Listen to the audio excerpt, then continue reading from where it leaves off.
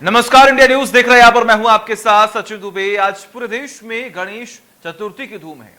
गणेश मंदिरों में भक्तों की भीड़ और घर पर लगातार जो विघ्नहर्ता है वो पधारे हुए हैं। लेकिन ऐसे में अगर हम बात करें छत्तीसगढ़ की, तो छत्तीसगढ़ में क्या हलचल है आज हम आपको बताने जा रहे हैं।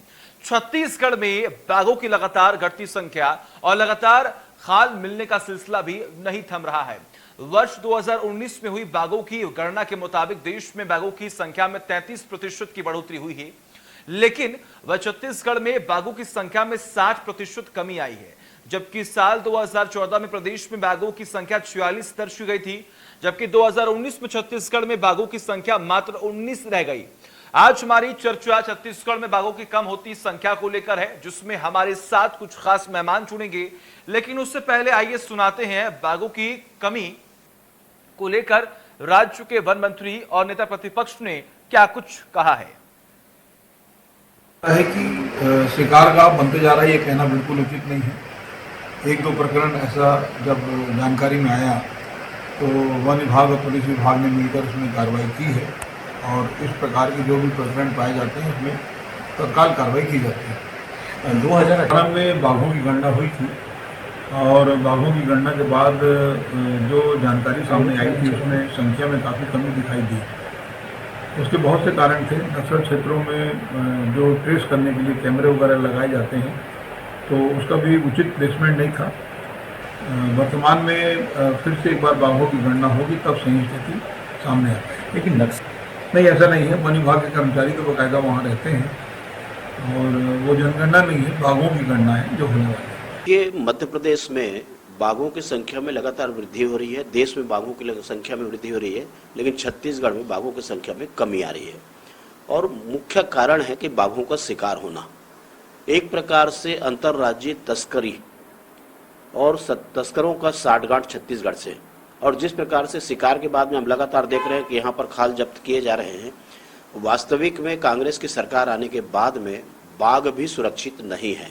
हाथी का तो आए दिन आप देख रहे हैं, लेकिन जो जंगल का राजा कहा जाता है, यदि उसकी कमी होना ये न केवल प्रदेश के लिए बल्कि राष्ट्रीय क्षति है। और इसलिए इसमें विशेष चिंता करने की आवश्यकता है कि वो अवैध जो शिकार हो रहे हैं उसको तत्काल रोक लगाई जानी चाहिए और उस पर बड़े कार्रवाई की आवश्यकता है।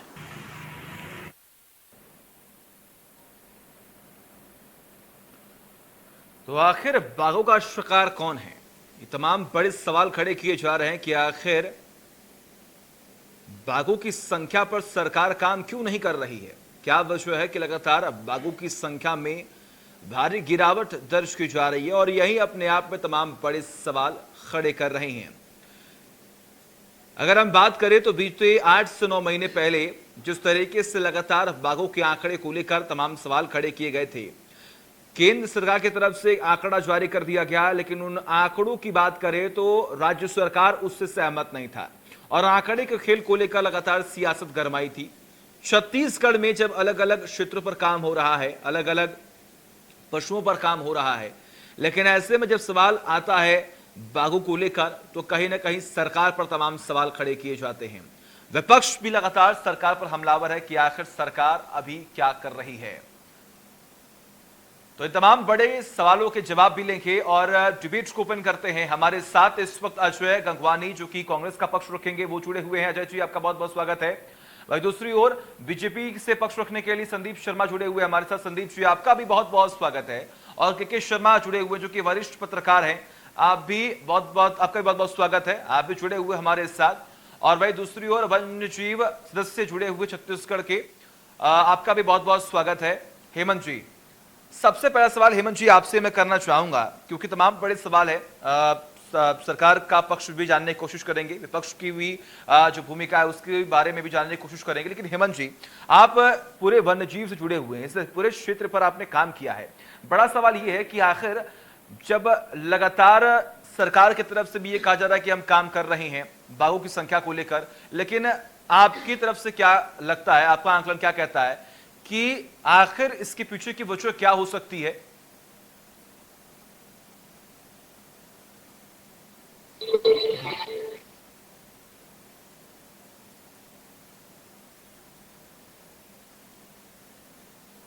और छत्तीसगढ़ की बात है, तो मैं इस बात को स्पष्ट करना चाहता हूं कि 1966 में मध्य प्रदेश सरकार के वन विभाग ने एक डायरी जारी की थी, वाइल्ड लाइफ डायरी। उसमें क्या हुआ था कि बस्तर के 52 ब्लॉक जो है जंगल ऐसे हैं जिसको वन्य जीवों के शिकार के लिए खुला छोड़ दिया गया था। बस्तर संभाग में जो आज 7 जिले हैं, किसी समय में एक जिला हुआ करता था, वहां के 14,045 वर्ग किलोमीटर क्षेत्र के जंगल को बाघों के शिकार के लिए या वन्य जीवों के शिकार के लिए शासन द्वारा शूटिंग जोन घोषित कर दिया गया था। और इतना ही नहीं, क्या हुआ कि जो आदमी शिकार इस जोन में शिकार करना चाहता था वो 10 रुपए का शुल्क दे के शेर मार सकता था, 5 रुपए का शुल्क दे के हिरण मार सकता था। तो ये स्थिति ऐसी की हो गई कि कोई भी वन विभाग का कर्मचारी ही छुट्टी अपने 5 बजे छुट्टी होने के बाद जंगल चला जाता था और शिकार करता था। तो ये जिस तरीके से उस समय शूटिंग ब्लॉक घोषित किया गया और वन्य जीवों को मारने के जो लाइसेंस, मतलब किसी भी आदमी को शुल्क जमा कर दो और जाकर शिकार कर लो, ये जो जिस तरीके से छूट दी गई और उसका परिणाम ये हुआ कि भारी मात्रा में वन्य जीवों की हत्या हुई। 55 साल पहले 1966 में ये हुआ था। मैं ये बताना चाहता हूँ कि 30 साल पहले ही बस्तर में 99 बाघ, बस्तर में 99 बाघ और 300 तेंदुआ थे। आज हमको खोजने को देखने को नहीं मिलता है। जिस बस्तर में कभी गांव वाले बोलते थे हमने अपने गांव में जानवर देखा, हमारे गाय को मार कर ले गए, आज ये स्थिति है वो एक शेर देखने को नहीं मिलता है। ठीक है हेमंत जी, देखिए आपने यहाँ पर जिक्र किया कि शिकार होते रहते हैं, इसलिए कहीं ना कहीं संख्या जो है वो कमी दर्ज की जा रही है। क्या देखिए ये पूरा मामला जो है कहीं ना कहीं प्राकृतिक रूप से भी जुड़ा हुआ है, तो क्या ये भी संभव है कि जंगलों में खाने की व्यवस्था नहीं है, वहां पर पानी पीने की व्यवस्था नहीं है, इस वजह से भी कहीं ना कहीं बाघों की संख्या में कमी देखी जा रही है? ठीक कह रहे हैं। देखो, जंगलों में लगातार कटाई होने के कारण और दूसरा सबसे बड़ा बात यह हुआ है कि बस्तर में ही नहीं पूरे देश में जो गांव वालों को जंगल में जो वन अधिकार पट्टे दिए जा रहे हैं उनमें कई शर्त रखी गई है कि जो आदमी को हम वन अधिकार पट्टा दे रहे हैं वो जंगल में खेती तो करेगा लेकिन पेड़ को नहीं काटेगा। लेकिन जो गांव वाले पेड़ की गडलिंग करते हैं, फिर उसको सुखाते हैं, सुखाने के बाद पेड़ को काट के वहाँ आग लगा के राख फैला के खेती करते, तो ऐसे लोगों के खिलाफ कोई कार्रवाई नहीं होती है। लगातार जंगलों में अतिक्रमण होता गया, पेड़ कटते गए, खेत बढ़ते गए, लेकिन जंगलों को बढ़ाने की दिशा में प्रयास नहीं हुआ। जब जंगल में खाने को कुछ रहेगा नहीं, जंगल का शेर, बाघ का भोजन क्या है? हिरण है। बिल्कुल बिल्कुल, अगर भोजन ही नहीं होगा तो कहीं ना कहीं बाघों के लिए भी मुश्किलों का सामना जो है वो करना पड़ेगा। अजय जी, आपके पास आना चाहूंगा, आपकी सरकार लगातार काम कर रही है पशुओं को लेकर, हमने देखा किस तरीके से गायों पर लगातार काम किया जा रहा है, अलग अलग जो पशु है उनके लिए भी काम किया जा रहा है, तो कहीं ना कहीं टाइगर्स के लिए, बाघों के लिए भी आपने एक रोड मैप तैयार किया गया होगा। जरा हम चाहते हैं कि जरा उस रोड मैप के बारे में आप बताएं, या फिर क्या योजनाएं लेकर आई जा रही है खासतौर पर बाघों के लिए।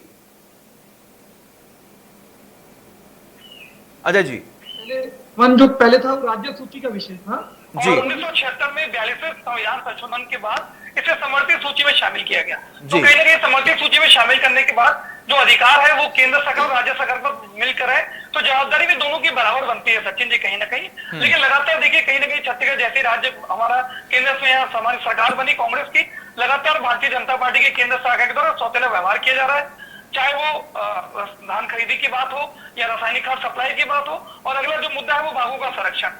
लगातार माननीय मुख्यमंत्री जी और हमारे जो वन मंत्री मोहम्मद अकबर जी लगातार इस बात का प्रयास कर रहे हैं कि न केवल बाघ, जो अन्य दुर्लभ वन्य जीवन प्राणी है उसके संरक्षण के लगातार प्रयास किए जा रहे हैं। आपको बताना चाहूंगा कि जून 2021 में ही हमारी छत्तीसगढ़ राज्य वन्य जीवन बोर्ड की बैठक भी हुई थी, जिसमें माननीय वन मंत्री मोहम्मद अकबर जी भी मौजूद थे। इस मंत्री में सारे जो वन विभाग के आला अधिकारी थे और जो वहाँ की फील्ड की टीम है उनकी पूरी बैठक ली गई और पूरे दिशा निर्देश दिए गए। और यहाँ पे बताना चाहूंगा सचिन जी, छत्तीसगढ़ में 3 जो है टाइगर रिजर्व है, उसमें जो अचानक मार्ग टाइगर रिजर्व है उसके लिए 26 करोड़ रुपए का प्रावधान किया गया है। वहाँ बाघों की संख्या के लिए 26 करोड़ के कार्यों का ठीक है अजय जी, ठीक है अजय जी, ठीक है, सुनिए तो सही। आपने कहा कि हमने इतने करोड़ों का प्रावधान किया है, हम इतने पैसे जो हैं वो इस क्षेत्र में लगा रहे हैं कि बाघों की संख्या जो है वो बढ़ोतरी हो, उस पर हम लगातार कार्य कर रहे हैं, लेकिन इसका जो असर है वो नहीं देखने को मिल रहा है। इसीलिए कहीं ना कहीं तमाम बड़े सवाल खड़े किए जा रहे हैं कि देखिए 60% अगर बाघों की संख्या में कमी आ रही है तो ये अपने आप में चिंता का विषय है। सचिन जी, बताना चाहूंगा कि हर 2 सालों में केंद्र की जो संस्था है wild life institute of India हर 2 साल में बाघों की जनसंख्या उसकी गणना करती है। अभी जो 2018 में जब गणना की गई थी तब जो बाघों की संख्या है वो अभी घट के 19 हो गई है। जबकि देखिए कहीं ना कहीं 2014 से 2018 ये जो मैं कार्यकाल बता रहा हूँ इसमें केंद्र में भारतीय जनता पार्टी की मोदी की सरकार थी और छत्तीसगढ़ में भारतीय जनता पार्टी की रमन सिंह की सरकार थी। और देखिए कहीं ना कहीं सचिन जी 4 सालों में 2014 से 2018 में सबसे अधिक बाघ कम हुए। 2014 की जो गणना थी उसमें 46 बाघ थे और 2018 में 19, मतलब 27 बाघ कम हुए। तो कहीं ना कहीं ये जो भारतीय जनता पार्टी के द्वारा लगातार शिकारियों को, तस्करों को संरक्षण दिया जाता रहा उसी। अच्छा, ठीक है अजय जी, ठीक। संदीप शर्मा जी, का आपको मेरी आवाज मिल रही है? संदीप शर्मा जी, क्या आपको मेरी आवाज मिल रही है? सचिन जी, मैं बात कंप्लीट कर दूं, मेरे कुछ सेकंड देंगे तो मुझे। संदीप जी, क्या आपको मेरी आवाज मिल रही है? आवाज मिल रही है आपको? हाँ, आपकी आवाज आ रही है। अगर आप मेरा सवाल सुन पाए तो जवाब जरूर दीजिएगा। अजय जी से सवाल किया मैंने कि आखिर क्या वजह है कि आपकी सरकार इस तरीके से काम नहीं कर पा रही है, या फिर क्या वजह है कि आखिर बाघों की संख्या में बड़ी कमी दर्ज की जा रही है। उन्होंने सीधा केंद्र पर यह आरोप लगा दिया कि केंद्र द्वारा आई जो संरक्षण दिया जा रहा है शिकारियों को, उसकी वजह से ही बाघों की संख्या में कमी आ रही है। उन्होंने यह भी कहा कि केंद्र की तरफ से जो आंकड़े पेश किए जा रहे हैं वो भी गलत हैं। तो क्या यह पूरा मामला केंद्र के पास है? क्या केंद्र की वजह से ही आज पूरे देश भर में, छत्तीसगढ़ में बाघों की संख्या में कमी आ रही है? देखिए आज राज्य सरकार जहां पर भी फेल्योर है, जिन चीजों में भी राज्य की सरकार फेल्योर है, उन सारी चीजों में इनको केवल एक बात दिखती है कि इसका सारा ठिकरा केंद्र सरकार के फोड़ दो। ये इनके सारी चीजों में दिखती है। सब ये फोड़ रहे थे, धान खरीदी, अभी खाद की बात कर रहे थे, लेकिन मैं आपको बताना चाहूंगा कि आज ही पेपर में खाद के मामले में इनकी सारी कालाबाजारी छपी है। और इन्होंने खाद के मामले में रायगढ़ जिला के साथ क्या किया था वो भी छपा रहा है। और खाद में इन्होंने कालाबाजारी की, इसका इनके मंत्री टी.एस. बाबा ने जो चिट्ठी लिखा था उसमें भी साफ साफ स्पष्ट हो गया था। तो ये जो सरकार है, ये जो है तीन कर्तव्य विमूढ़ सरकार है, एक फेल सरकार है। अब ये बाघों की बात करते हैं, ये तो पिछले 2 साल के भीतर छत्तीसगढ़ में जो 8 हाथी मर गए, अब उनको बचाने के लिए इन्होंने क्या किया? तो ये जो है पूरी तरह से माफिया का सरकार है ये। इनको कहीं ना कहीं से इनके पैसा चाहिए, उस पैसे को प्राप्त करने के लिए कुछ भी करेंगे ये, किसी भी तरह से भ्रष्टाचार करेंगे, बाघों का ये शिकार करेंगे, बाघों को शिकार करके उसमें भी धन कमाने की कोशिश करेंगे। और मंत्री का नाम करके जो माला जप रहे हैं ना, उनसे कुछ होने जाने वाला नहीं है। बाघ के तस्करों को और तमाम तरह के तस्करी को बढ़ावा देने वाले लोग आज सत्ता के सिंहासन पर बैठ गए। आपके 15 सालों में दिए गए संदीप जी, आपके 15 साल के कार्यकाल में लगातार संरक्षण दिया गया। नहीं, आप क्या 15 साल तो भूल जाइए, अब अपनी बात करिए, जो भी बातें करनी है अब बात करिए। जो कुछ भी होना था, काला पीला जो हुआ होगा, नहीं हुआ होगा, उसका जवाब जनता ने दे दिया 2018 में। अब सारी जवाबदारी आपकी है। अब जो भी बातें हो रही है 2018 के बाद की हो रही है, इसलिए आप बार बार जो है ना 15 साल के पीछे जाके छुपने की कोशिश मत करिए।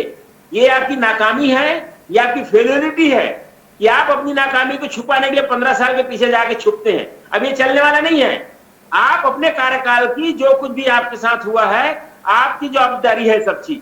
चलिए ठीक है। बाघों की कमी, हाथी मर गए, जंगल की अवैध कटाई हो रही है, जिस ढंग से आज अधिकारियों की नियुक्ति मांग हुई उसमें जो भर्रस आई है वो अपने आप में बताता है कि पूरे जंगल को खाने का चक्कर है इनका। चलिए ठीक है शर्मा जी, ठीक है के शर्मा जी, ठीक है संदीप जी, ठीक है, आऊंगा मैं आपके पास। संदीप जी आऊंगा मैं आपके पास, ठीक है, जंगल साफ हो जाएगा। ठीक है के शर्मा जी, आपको क्या लगता है, आपका आंकलन क्या कहता है? आखिर जब बाघों की संख्या में कमी दर्ज की जा रही है तो उसकी वजह क्या है? क्योंकि देखिए कांग्रेस से कह रही है कि केंद्र सरकार की रणनीति अच्छी नहीं है। भाई आपने सुना किस तरीके से संदीप शर्मा यहां पर कह रहे हैं, संदीप जी भी ये कह रहे हैं कि कहीं ना कहीं ये सरकार का फेल्योर है, जिसकी वजह से आज छत्तीसगढ़ में खासतौर पर बाघों की संख्या में कमी देखी जा रही है।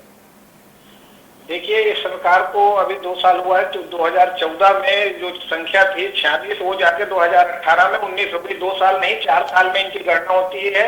और 2010 में 26 थी और 2006 में भी 26 थी इनकी संख्या, जो आंकड़े सामने आए थे। लेकिन बात ये आ रही कि सरकार की ओर से बचाव में ये बात कही जा रही है कि पहले जो मूत्र त्याग और पद चिन्ह के आधार पे जो इनकी गणना होती थी, अब इनके लिए कैमरा की व्यवस्था की गई है और कैमरा के कारण इनकी संख्या सही आंकड़े आ रहे हैं। ये अधिकारियों का कहना है कि 18-19 की संख्या आ रही है। लेकिन जब हम पीसीसी से एक राज्य स्तरीय अधिकारी अलग से इनके लिए नियुक्त किया गया है, जब हम उनसे बात करते हैं तो वो भी इस बारे में स्पष्ट कहने की स्थिति नहीं। उनका कहना है कि 2022 में जब गणना होगी तब हम वास्तविकता बता सकेंगे। जहां तक यहाँ पे अवैध शिकार का मामला, 2 बड़े मामले अभी पिछले महीनों सामने आया है। एक तो कांकेर में आया, जहाँ 2 लोग पकड़ाए, 10 फीट बाघ का खाल मिला, तो वहां पे ये कहा गया कि महाराष्ट्र से शिकार किया हुआ है जो यहाँ है।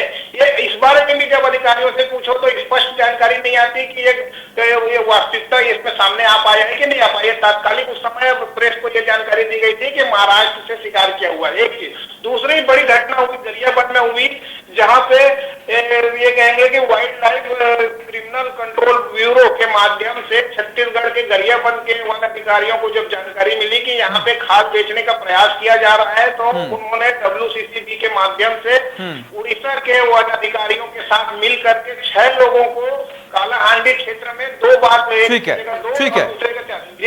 है, माफ कीजिएगा यहाँ पर समय की बहुत कमी है मेरे पास। संदीप शर्मा जी, के शर्मा जी ने यहाँ पर जिक्र किया कि आपने कहा कि देखिए 2 साल में लगातार बाघों की संख्या में कमी दर्ज की जा रही है, लेकिन 2019 में भी ये दर्ज किया गया कि 4 साल के अंदर 46 से 19 अगर संख्या आती है तो ये भी एक चिंता का विषय था। तो आखिर क्या वजह थी उस वक्त की?